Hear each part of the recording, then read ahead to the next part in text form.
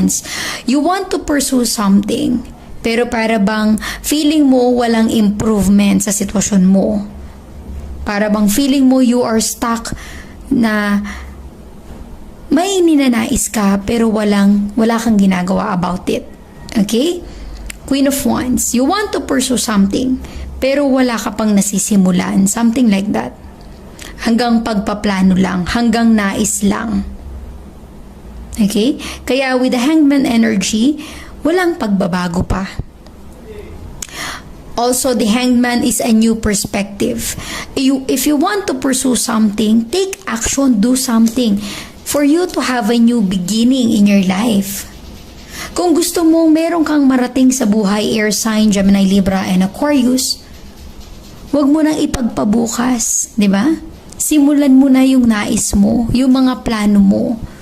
Kung gusto mo mag-business, diba, nagpaplano ka about it, then start. Kasi hindi mo naman talaga malalaman kung ano yung magiging outcome or kahahantungan ng sinisimulan mo kung hindi mo ito uumpisahan. You have to do something. You have to take action.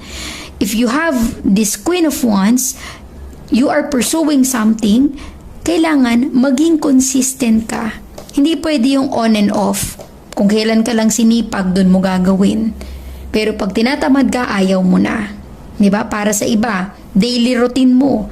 Nag-exercise ka, for example. Yung goal mo, yung target mo, you want to pursue yung a healthy body, magkaroon ka ng magandang figure, simulan mo na.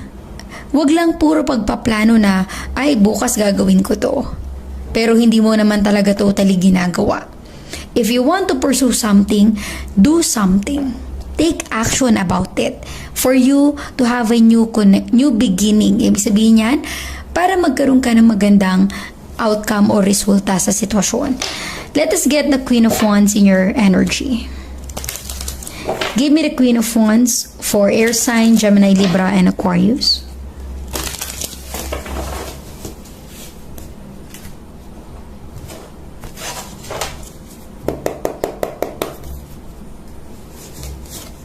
You have the Five of Cups, a water sign.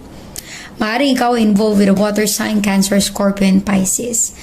But it feels like air sign, may mga panghihinayang ka na, yung mga nasayang na moment, diba? Gaya ng sabi ko, maaaring meron kang mga pinlano noon na hindi nasimulan, hindi natuloy kasi hindi mo inumpisahan, hindi ka nag-start.